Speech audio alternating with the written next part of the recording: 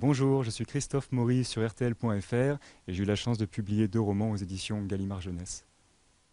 Christophe Maury, vous avez 24 ans et vous avez publié le premier roman de votre saga Mathieu Hidalph chez Gallimard Jeunesse. Je suis très bien placé pour le savoir puisque je l'ai chroniqué et cela a été un de mes coups de cœur.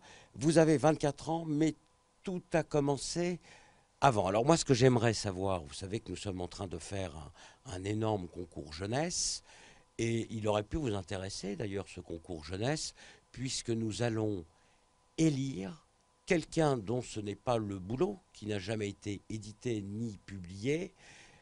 Avant de revenir sur votre expérience personnelle, est-ce que vous trouvez l'idée de publier un inconnu particulièrement séduisante?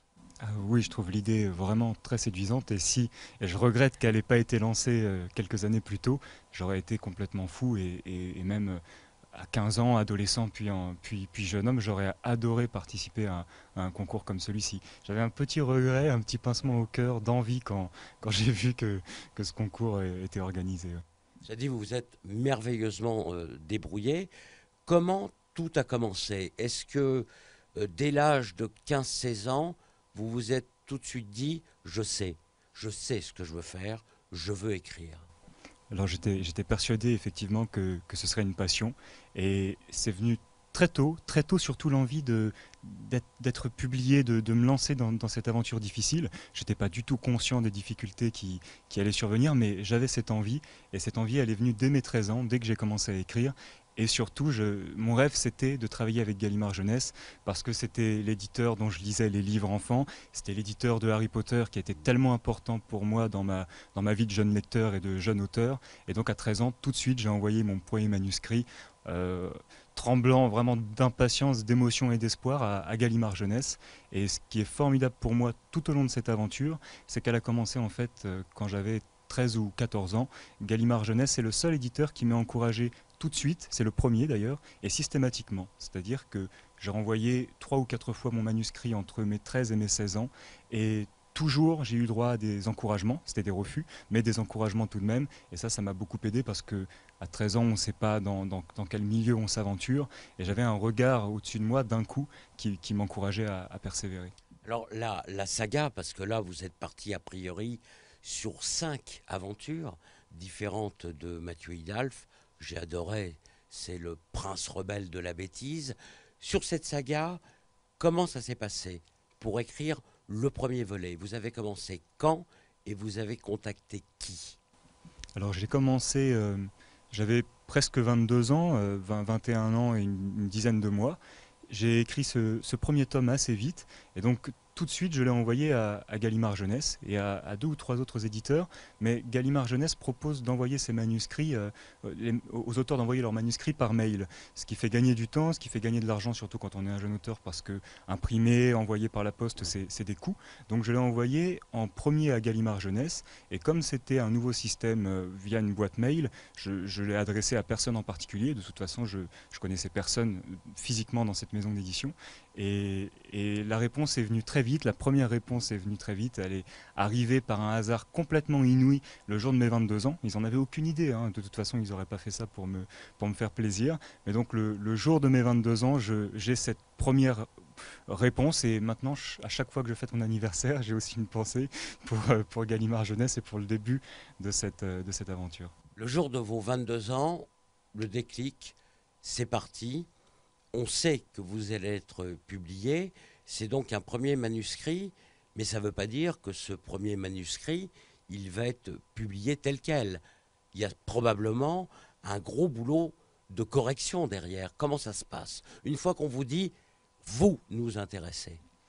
C'est vrai que c'est un moment particulier, un moment très intense et très difficile. Pendant quelques semaines, je me posais ces questions-là. Certaines personnes, mais qui connaissaient pas le métier, me disaient on va te faire changer tout ton texte. Alors j'étais très impatient d'en découdre, de voir ce qui allait réellement se passer.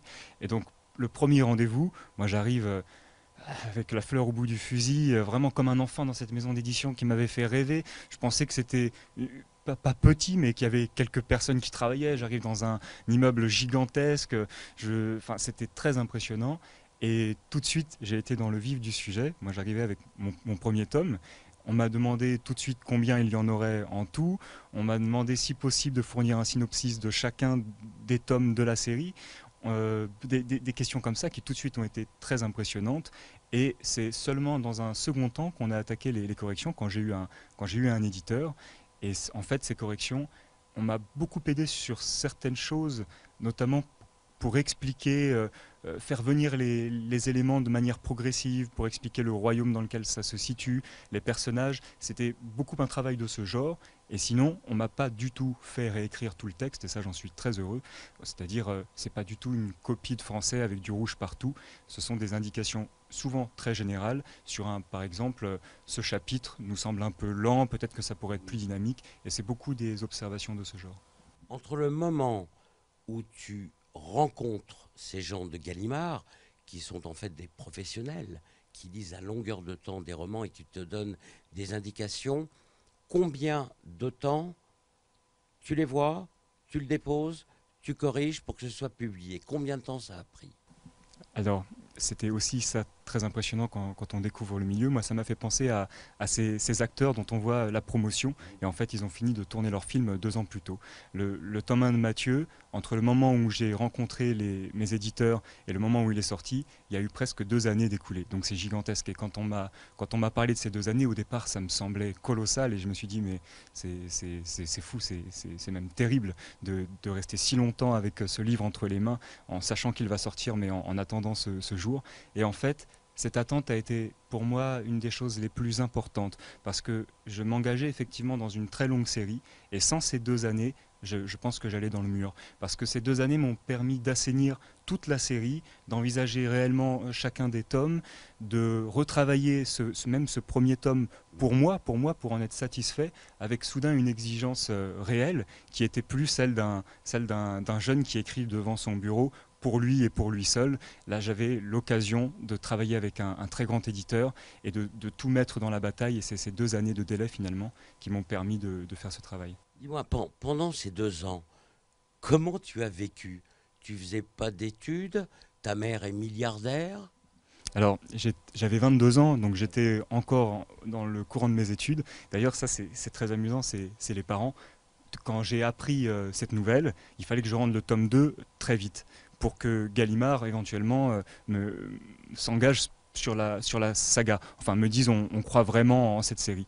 Du coup, pour moi, c'était l'urgence, c'était un rêve qui se réalisait. J'ai immédiatement arrêté mes études en cours, mon Master 1. Et c'est très étonnant, vous savez, parce que moi, enfant, j'avais l'impression de réaliser mon rêve, que ce qui m'arrivait était la chose la plus belle qui pouvait m'arriver. Et de l'autre côté, j'avais quand même le sentiment que dans ma famille, on regrettait que je laisse mes études de côté, alors que c'était essentiel pour moi à cet instant précis. Mais tu t'es complètement livré, là, à partir de ce moment, à l'écriture. Tu ne vivais que pour et à travers ton héros, Mathieu Hidalf. Tu ne faisais que ça. Tu travaillais combien d'heures par jour? Ça a été formidable, je faisais absolument que ça pendant plusieurs semaines jusqu'au jour où j'ai rendu le tome 2. Et pour la première fois, j'avais la légitimité pour le faire. C'est surtout ça, vis-à-vis des parents, vis-à-vis de l'entourage. D'un coup, c'était un travail réel. Et ça, c'était une chance inouïe, surtout quand on est un jeune auteur et qu'effectivement, ça peut sembler inadéquat de travailler autant pour un livre. Et pour le temps que j'y passais par jour, pendant cette période-là, c'était du pain béni pour moi.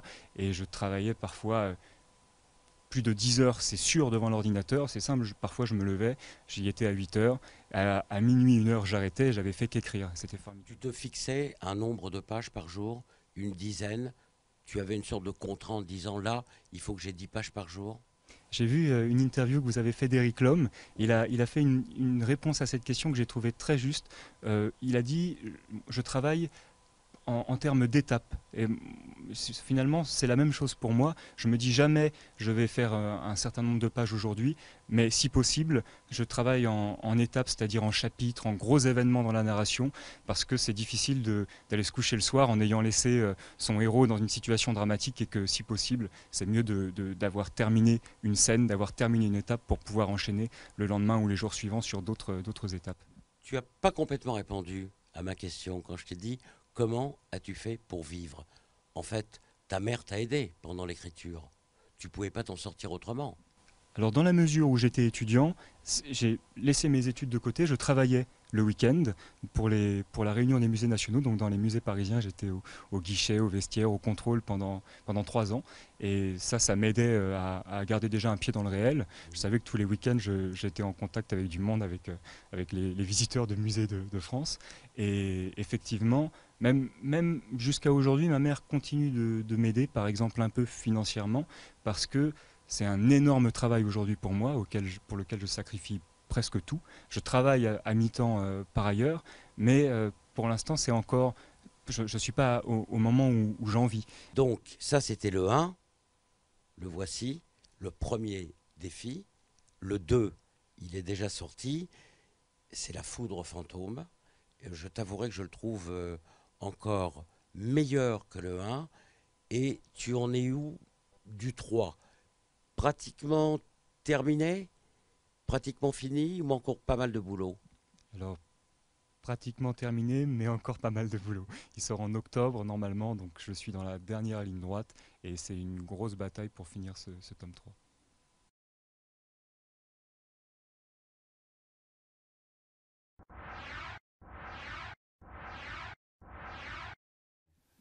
Bonjour, je suis Christophe Maury sur RTL.fr et j'ai eu la chance de publier 2 romans aux éditions Gallimard Jeunesse. Christophe Maury, vous avez été publié à l'âge de 22 ans par Gallimard Jeunesse, l'une des Rolls de l'édition en matière de littérature jeunesse. En plus, ce n'est pas un one-shot, une publication, mais c'est une saga qui raconte l'histoire fantastique, je dirais, à mi-chemin entre le conte et le roman de Mathieu Hidalph, un roitelet, un prince rebelle de la bêtise. Vous savez qu'actuellement, nous organisons avec Gallimard Jeunesse et Télérama un concours jeunesse. Ça aurait pu être votre histoire il y a 3 ou 4 ans. Nous allons éditer, publier une plume dont a priori ce n'est pas le boulot. Il n'a jamais été publié auparavant et il va avoir la chance de pouvoir se retrouver comme vous aujourd'hui en librairie. Ce que je voudrais savoir, et ce qui intéresse énormément les gens, quand on commence à travailler sur un roman, par définition, on n'est pas payé par l'éditeur puisqu'on n'est pas publié. Dans ce cas précis, comment on se débrouille quand on a 22, 23 ans pour écrire sans être payé? C'est évidemment une question très intéressante et je suis de plus en plus amené à me la poser en découvrant le métier finalement. Et bon, moi j'écris depuis que j'ai 13 ans, donc ça a toujours été quelque chose en plus de ma vie, j'ai envie de dire. J'écrivais en rentrant du lycée, j'écrivais en rentrant de la fac, et aujourd'hui c'est un petit peu la même chose, c'est-à-dire en fait c'est un temps que je suis obligé d'aller prendre ailleurs, parce qu'il faut bien que je travaille, que je travaille pour me nourrir, pour me loger. Et du coup, ce temps, bon, bah, je vais aller le chercher la nuit, je vais aller le chercher et parfois en journée. C'est vrai que ça m'arrive de sacrifier tout le reste. Et dans ces moments-là, d'un point de vue purement financier, bon, bah, soit j'ai un peu d'argent de côté, soit je me fais aider pour l'instant par ma famille. J'ai la chance d'avoir une famille qui peut m'aider dans une certaine mesure. Je suis jeune, je suis encore étudiant, donc j'ai encore quelques années devant moi pour essayer d'assainir cette situation. J'ai pas de famille, j'ai personne à charge. C'est, c'est encore assez idéal pour moi en ce moment. Le rêve se réalise. À 22 ans, un coup de fil. Mon cher Christophe Maury, nous allons vous publier. À partir de là, il y a un contrat. Ce contrat vous donne quel droit et quel argent quand vous le signez? Alors en fait, le principe de l'édition, d'abord l'auteur écrit seul sans savoir si ça va lui rapporter quoi que ce soit. Et le jour où le contrat est signé, la plupart des entre guillemets des gros éditeurs versent une avance à la signature du contrat de quelques milliers d'euros à l'auteur c'est un argent qu'on ne peut pas reprendre à l'auteur. Vous avez touché quoi une fois que ça a été signé, notamment pour le premier? Moi, j'ai touché une avance de 2300 euros pour le premier tome de Mathieu Hidalph. Et donc cette avance, même si à 22 ans, c'est une somme, parce que j'avais jamais touché une somme pareille à cet âge-là, mais évidemment, elle ne permet pas de vivre pendant une année d'écriture qui est nécessaire pour un livre. Et donc le contrat, en fait, c'est que l'éditeur prend un risque en publiant déjà un jeune auteur, surtout sur une longue série, et qu'il prend un risque financier parce qu'il va tirer un certain nombre de livres, il va assurer toute la promotion du livre, toute sa diffusion, toute sa production, toute sa fabrication. Et l'auteur, donc, lui, ne participe à aucun des frais pour la mise en vente de son livre. Et ensuite, les droits, c'est en fonction du succès commercial du livre. Si le livre est un succès, alors l'auteur percevra des droits plus ou moins conséquents. Et c'est là que ça peut devenir intéressant. Après, c'est sûr que c'est un métier dont il est difficile de vivre. Un livre a un prix. Prenons le prix de 23 euros. Théoriquement, l'auteur touche sur le prix du livre un pourcentage. Bien évidemment, en fonction du tirage, bien évidemment, en fonction de sa notoriété. Quelqu'un comme J.K. Rowling, L'école des sorciers, le 1, n'a pas dû être vendu, elle n'a pas dû toucher au niveau des pourcentages. La même chose pour le 7, Les reliques de la mort. Vous, chaque livre vendu en librairie, vous rapportez combien en pourcentage sur le prix du livre? Alors, je ne le sais pas exactement parce que je suis encore à la première année d'exploitation du livre. C'est plutôt entre les 5 et 6%, quelque chose comme ça. Oui, minimum, c'est un peu plus. Oh, gourmand! Je pense que ça doit, quand jeunesse, ça doit tourner pour les auteurs entre 6 et 10%. Après, il y a les très grands auteurs qui, évidemment, vont avoir des contrats plus conséquents. Donc, une avance de 2300 euros pour le premier, un pourcentage sur chaque vente de livres, et puis finalement vous signez. Vous signez pour une saga. Alors, à partir du 2, est-ce que les choses évoluent? Est-ce que vous êtes payé plus? Alors, moi, en fait, j'ai signé déjà les deux contrats en même temps parce que j'ai rendu les deux manuscrits, comme je le disais tout à l'heure dans une précédente interview, à quelques semaines d'intervalle. Après, évidemment, si pour l'instant ça se passe très bien, il est possible que le contrat du tome 3 soit revalorisé. Ça, c'est un jeu comme entre tout employeur et sa direction, un jeu de collaboration. Il faut trouver des accords et je pense qu'on les trouvera. En tout cas, au fil des années et au fil des opus, on continue à vous payer, je ne parle pas des ventes, mais à vous payer pour écrire, pour continuer la saga.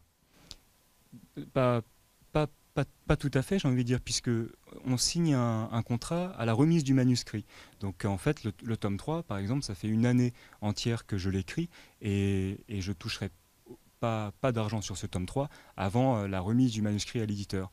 Bien sûr, ça a des inconvénients. Quelque part, c'est aussi rassurant pour l'auteur parce que je sais que je reste libre quoi qu'il arrive. Moi, je signe mon contrat à chaque remise de manuscrit. C'est un poids en moins sur mes épaules. Je ne suis pas payé pour un travail que j'ai pas fait. Quelque part, c'est aussi rassurant dans ma position de jeune auteur qui apprend encore ce métier. Je sais que je serai payé pour mon travail une fois que mes éditeurs l'auront validé, l'auront lu, l'auront eu entre les mains. Est-ce qu'aujourd'hui, 2 ans après la remise du manuscrit, du 1 et du 2, est-ce que vous avez déjà touché vos droits d'auteur? Alors pas encore parce qu'en fait l'économie du livre, je crois, est assez complexe. Moi-même je la découvre, je la connais assez peu pour le moment, mais c'est très difficile de savoir dans un premier temps, dans les premiers mois de l'exploitation d'un livre, combien il s'en vend exactement, puisque vous savez que les libraires peuvent les retourner, donc c'est un jeu très compliqué. Mais j'ai mon premier relevé de droit, et ça c'est un moment aussi amusant et important, et je l'attends avec impatience, qui va bientôt arriver. J'en saurai plus à ce moment-là, mais pour l'instant c'est des questions je ne peux pas vraiment y répondre parce que j'ai pas encore. Vous avez une estimation à peu près de ce que vous allez toucher sur les 1 et 2, en gros? Sincèrement, je sais pas non plus comment marche. Je vais découvrir tout ça. Est-ce que c'est un versement qui est net? Je sais même pas si les droits d'auteur. Vous voyez, en fait, moi-même, je pose des questions à ce sujet. J'en suis au tout début. Alors c'est vrai que ces questions, je me les pose parce qu'elles sont très importantes. Moi, ce que je veux dire, pour parler d'une manière générale de cette question, c'est qu'en fait, la difficulté, c'est qu'on arrive à un moment où on a des exigences professionnelles, c'est-à-dire ce livre, j'y consacre énormément de temps, énormément d'énergie, je suis en déplacement très régulièrement sur des salons le week-end, dans des librairies, et le problème, c'est de réussir à faire ce travail comme si on était un professionnel, alors que moi je suis encore à la limite de l'amateurisme. Il y a 9 mois, j'avais aucun livre sur le marché, je découvre tout ça et je suis dans cette période un peu charnière où je dois donner le temps que donnerait quelqu'un qui gagnerait sa vie avec ce livre sans que ce soit le cas. Donc évidemment, ça donne un emploi du temps beaucoup plus riche parce qu'il faut que je fasse ce travail tout en ayant une autre activité à côté et c'est pas toujours évident. Ce que l'éditeur doit savoir, en revanche, c'est combien de tomes 1 et de tomes 2 ont été vendus à ce jour. Alors le tome 2, pas encore parce que c'est trop tôt. Le tome 1, ça va vous sembler curieux, je n'ai jamais posé la question directement à mes éditeurs. Je devrais sans doute, c'est quelque chose qui m'intéresse évidemment, mais pour moi la priorité, comme je suis dans une longue série, c'est l'écriture et c'est de me sortir de cette passion, de ce travail la tête haute. Après, je sais quand même, a priori, au moins du tome 1, il devrait y avoir, je crois, quelque chose comme 15 000 exemplaires de vendus. 15 000 exemplaires pour un roman jeunesse, c'est déjà un beau score. On considère qu'à 20 000, c'est un succès. Oh bah, moi, je suis de toute façon très heureux de la destinée de ce livre pour l'instant et je suis très heureux si ces chiffres se confirment. Pour moi, c'est de toute façon une grande joie et un succès. Et puis le succès, c'est surtout de commencer à rencontrer des lecteurs fréquemment. Aujourd'hui, mes tout premiers salons, je rencontrais des enfants qui venaient me voir par hasard. Maintenant, je commence à trouver des lecteurs et ça, c'est complètement merveilleux et unique. Et c'est ce qui est merveilleux quand on est engagé dans une saga, c'est qu'on retrouve des lecteurs d'un tome à l'autre. Il y a évidemment le plaisir de l'écriture, le plaisir d'être lu, mais aujourd'hui, on ne peut pas dire que vous vivez encore de l'écriture. Alors je vis pas, non, Vous vivotez. en fait en ce moment je ne vis pas du tout de l'écriture, ce sera peut-être le cas dans les mois à venir, quand je toucherai le fruit de l'exploitation du tome 1 et du début du tome 2, mais pour l'instant je vis malgré tout de l'écriture parce que c'est ce qui remplit tout simplement ma vie. Mais j'en vis comme un poète qui se nourrit d'eau fraîche et de soleil. Et pour moi c'est évidemment le plus important actuellement. C'est un très grand défi, pas que pour Mathieu, mais pour moi aussi d'aller au bout de cette série. C'est un immense engagement. Tout à l'heure, on parlait du tout début de cette aventure. Toutes les premières nuits, après la signature de mon contrat, je me disais, mais dans quoi est-ce que tu t'es engagé, Christophe? Tu vas jamais réussir à écrire ces 5 tomes. Et au fil des mois, bon, bah, je suis dans le nerf de la guerre. Ça se passe bien. J'apprends beaucoup de mes éditeurs. Ça, c'est une vraie chance. J'apprends beaucoup de toute cette aventure. Ça fait déjà 2 ans qu'elle a commencé pour moi. Et c'est déjà très, très riche. Alors évidemment, là, je m'éloigne de la question financière qui est très importante et qui sera de plus en plus importante. En tout cas, c'est une question que beaucoup de gens se posent. Est-ce qu'on peut vivre de l'écriture? C'est pas simple, hein? On peut en vivre chez Gallimard Jeunesse, et heureusement, parce que c'est quand même un des plus grands éditeurs français. Je connais je connais des auteurs qui en vivent, et qui en vivent bien, heureusement, ce sont de très grands auteurs.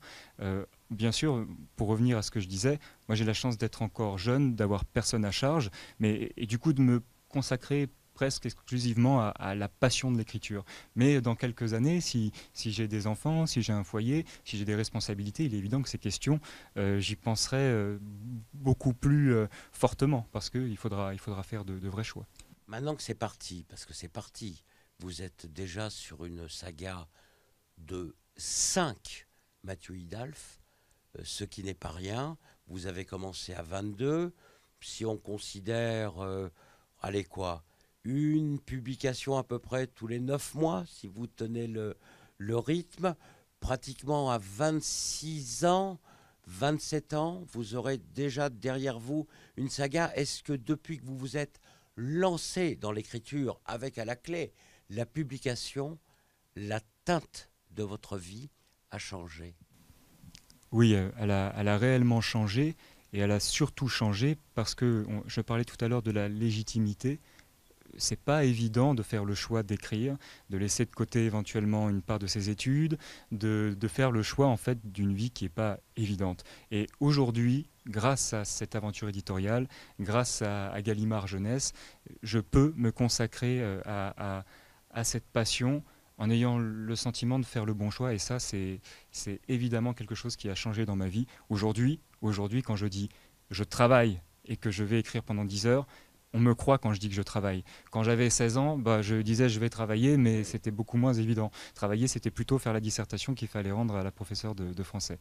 Quel est le conseil que vous donnez à une personne qui, comme vous, avait cette envie chevillée au corps d'écrire par rapport au concours roman jeunesse? S'il y avait une directive à lui donner, ce serait quoi? Alors déjà, d'y participer, mais ça c'est évident. Moi, s'il y a un conseil que je donne aux jeunes auteurs en général, bon là on parle de jeunes en termes de publication parce que c'est ouvert à tout âge, mais c'est d'aller au plus simple, c'est-à-dire c'est toujours très difficile de gérer l'imagination, de gérer une matière qui est souvent très riche, et on parle souvent du complexe de la page blanche. Je crois que beaucoup de jeunes auteurs, ça a été mon cas, ont un complexe très différent qui est presque le contraire, c'est la page noire, c'est trop d'idées, trop d'adjectifs, trop de richesse dans un manuscrit, et moi c'est encore mon travail aujourd'hui avec mes éditeurs, c'est de toujours s'efforcer de rendre simple ce qui est complexe. C'est comme quand on voit Roger Federer jouer au tennis, on se dit qu'est-ce que c'est simple, et en fait c'est extrêmement compliqué. Le but, je crois, c'est de donner l'impression de la simplicité. Et c'est le conseil que je donne, c'est d'essayer d'aller au plus simple. À mon avis, les gens devraient te suivre parce que la preuve par l'écrit, on va remontrer ton premier défi de Mathieu Hidalf. Ça, c'est le 2, La foudre fantôme. Le titre du 3, pour finir. Alors le titre, c'est une décision qui se prend toujours à plusieurs, donc je le dis avec des pincettes. Mon titre provisoire pour moi pour l'instant, c'est Mathieu Hidalf, Le sortilège de Ronce. De Ronce, sujet épineux. Exactement, sujet épineux. Merci. Merci Stéphane.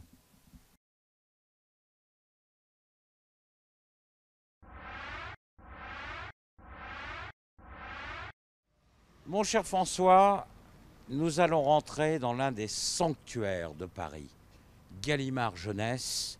Et sais-tu qui nous allons voir? Le sais-tu? Non, je l'ignore, mais tu vas nous le dire tout de suite. Les bourreaux, les décapiteurs, les Danton, les Robespierre. C'est pour notre concours jeunesse. Les gens que nous allons voir sont les gens qui reçoivent les manuscrits, qui les lisent et qui décident in fine qui seront, fin novembre, les 3 finalistes. On y va? Tu me suis. L'homme qui nous ouvre la porte est Thierry Laroche. Thierry, c'est son prénom, tu l'avais compris, parce que tu es brillantissime. Et tu vas voir, c'est hyper convivial, ça fait pas du tout bunkérisé, si ma mémoire est bonne, tu as des codes partout. Le problème, c'est qu'ils changent tous les 2 jours. Mais la bonne nouvelle, c'est que Thierry les a. Il y a combien d'étages? 8. Au nom de Dieu, on ne peut pas prendre l'ascenseur? 2. Ah, tu vois, il commence toujours par mentir. Alors, ça, c'est la salle que je connais. Messieurs les censeurs, bonjour. Pour que les gens comprennent, sur ce concours, des manuscrits que nous voyons ici, ça fait donc partie d'un petit lot de ce que vous avez déjà reçu. Voilà, c'est une présélection des ouvrages les plus intéressants parmi les 206, je crois, textes qu'on a reçus pour l'instant. Alors, 206, ça me semble déjà terriblement important, puisque nous avons lancé le concours il y a 2 mois. Il y a en fait du recyclé et de l'invendu qui existait déjà.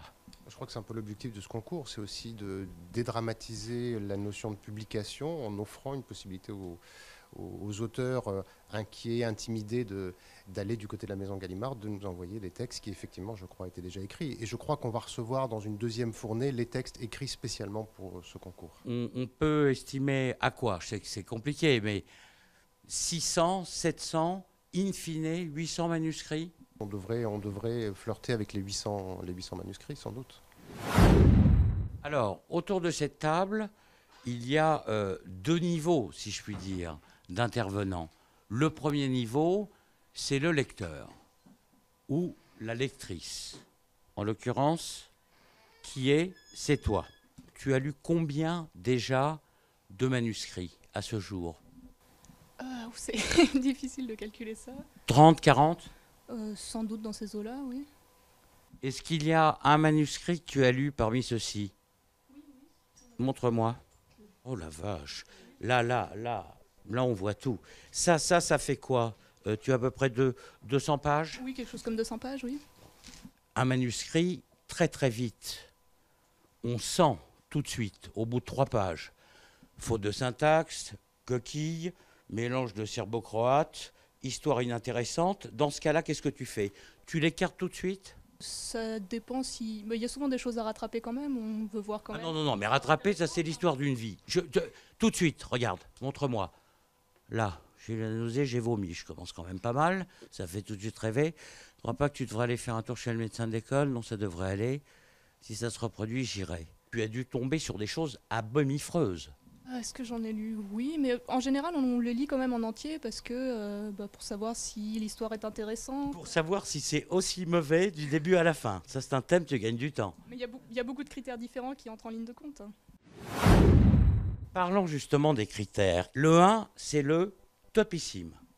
Oui, c'est ça. C'est des personnages auxquels un jeune lecteur va s'identifier. C'est une écriture singulière, c'est un univers fort, c'est une histoire qui nous embarque tout simplement.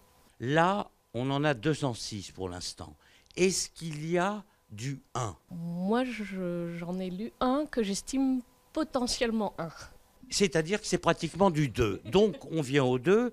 Le 2, c'est pas la fulgurance, mais on se dit, il y a de l'avenir, s'il y a du reboulot. En tout cas, ça, c'est un truc qu'on garde. Il y a une attention particulière, le 2. Ça peut être un défaut de construction, peut-être des dialogues qui peuvent manquer de naturel, mais en tout cas, il y a des choses prometteuses et qui, avec un retravail, pourraient aboutir, pourraient donner un texte abouti, justement. Et auquel cas, on est plusieurs à le lire. Le pourcentage sur les 206, qu'est-ce qu'on peut dire? En l'état. C'est à peu près 80% de 3. Donc, c'est quand même plutôt, je trouve, un bon signe pour un premier jet, pour une première volée. Oui, c'est-à-dire qu'il y a entre 5 et 10 manuscrits qu'on a mis de côté, parce que c'est des 2 qui font débat parmi nous et qu'on se dit qu'il y a quelque chose d'intéressant dans ces textes-là. C'est-à-dire que ce manuscrit va, entre guillemets, passer de main en main et faire l'objet, I presume, d'une discussion. Exactement. Quand c'est un 2, c'est un manuscrit qui est appelé à passer chez le voisin, etc. Et en général, ça donne lieu à pas mal de discussions.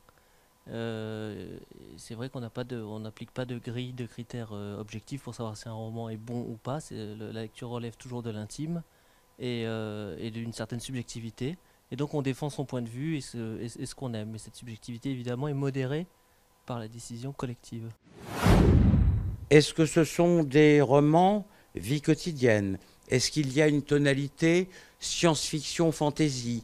Est-ce que ce sont plutôt des filles? Est-ce que ce sont plutôt des garçons?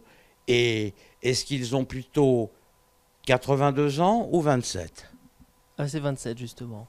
On est arrivé à cette moyenne d'âge qui est très jeune, plus jeune que les manuscrits qu'on reçoit hors le concours. C'est une femme en petite majorité, 60% des manuscrits. Et il faut environ 200 pages. Comme on a dit 206 manuscrits, ça veut dire qu'on a reçu environ 45 000 pages de littérature jeunesse. Toutes lues. Tout en cours de lecture. cours de lecture. Je sens que le thème majeur qui se dégage serait plutôt fantaisie, science-fiction, anticipation. Me trompe-je? Alors, pas du tout, pas du tout. C'est-à-dire que 75% des manuscrits qu'on a reçus jusqu'à présent ont pour genre le fantastique, au sens large du terme. Donc ça, c'est vraiment très marquant et c'est évidemment parce que les auteurs sont assez jeunes, qu'ils ont grandi, notamment avec Harry Potter, qu'ils écrivent aujourd'hui du fantastique. Quand on voit ça, moi, c'est très très personnel, mais véritablement, au bout de 5 pages, je sais à travers le style, je sais à travers l'écriture, j'ai besoin d'être accroché tout de suite et de ne pas attendre la 120e page pour me dire « Oh putain, il se passe un truc ». ce qui est le plus difficile à faire dans un livre, c'est de commencer. Donc il faut laisser une chance à ce livre, il faut sonder, il faut aller voir, il faut avancer.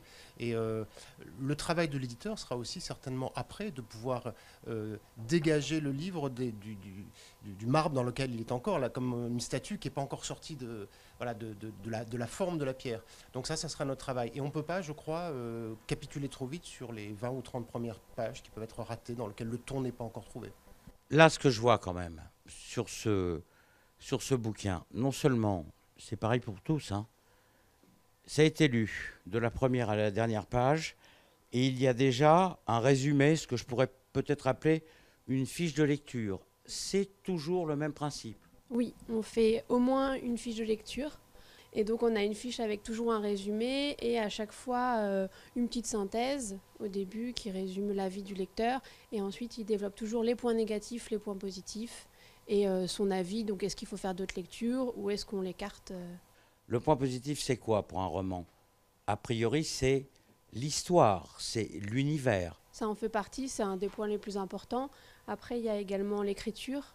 Si une écriture est intéressante, ça va forcément attirer notre attention sur le manuscrit. Les personnages, faut que, comme Chrysia le disait tout à l'heure, il faut que le lecteur puisse s'identifier aux personnages, qu'ils aient une personnalité forte et qu'ils soient attachants. Voilà, après, ça peut être des qualités sur la construction. Est-ce que le roman est cohérent? Est-ce qu'il se tient du début à la fin? Est-ce qu'il y a des catégories professionnelles qui apparaissent à travers les envois? On a beaucoup d'enseignants. Après, c'est vrai comme on a beaucoup de jeunes, on a énormément d'étudiants.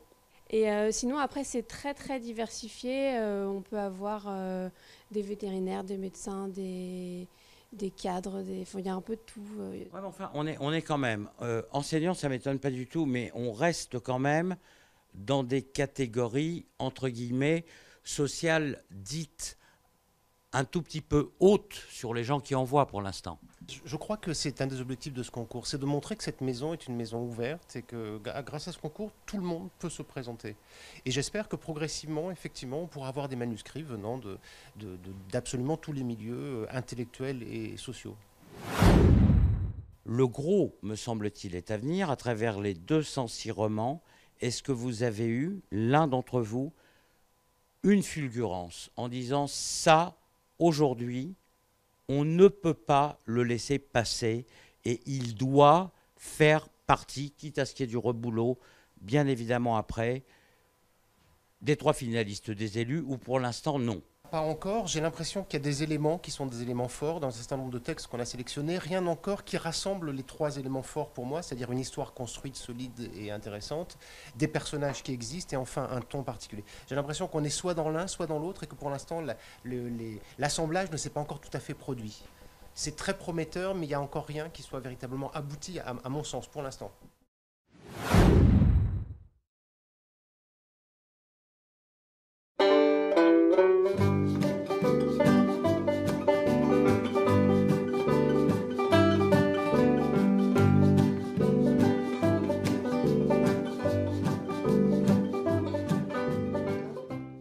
Les inspirations pour écrire un roman, et a fortiori une longue série, elles sont vraiment multiples. Moi, à chaque livre que je lis, même les plus différents possibles de Mathieu Hidalgo, j'y puise des choses pour construire mon récit, pour l'enrichir. Donc vraiment, tout ce que je rencontre devient une source d'inspiration.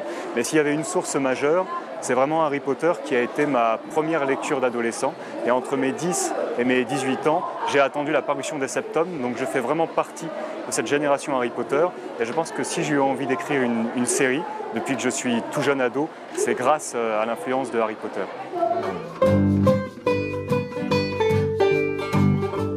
Alors voilà, je viens de finir Mathieu Hidalgo. C'est un projet que j'écris depuis 5 années. La première fois que j'ai mis le nom de Mathieu Hidalgo dans un roman, j'avais 13 ans. Donc c'est quelque chose que je nourris depuis très très longtemps.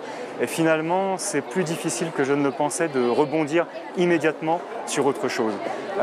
Tous mes mécanismes de pensée sont tournés vers Mathieu. Donc pour le moment, j'ai envie d'écrire d'autres choses. J'ai envie de lire surtout énormément. Mais il n'y a pas encore de nouveaux projets enclenchés. Et je pense qu'il va falloir attendre un petit peu avant que je me lance dans quelque chose de conséquent.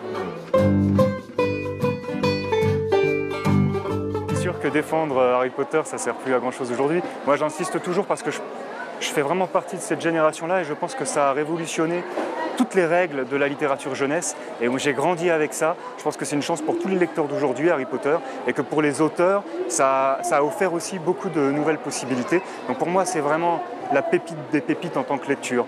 Ensuite, si je devais parler d'un album, par exemple, un album pour les plus jeunes, qui enfant m'a beaucoup marqué et que je continue de beaucoup aimer aujourd'hui, c'est la série des Passiflores chez Milan. C'est une famille de petits lapins avec une foule de détails. C'est des albums magnifiques et je les ai retrouvés l'autre jour dans la bibliothèque de mes parents. Et sincèrement, je les ai tous relus avec beaucoup de nostalgie et beaucoup de plaisir.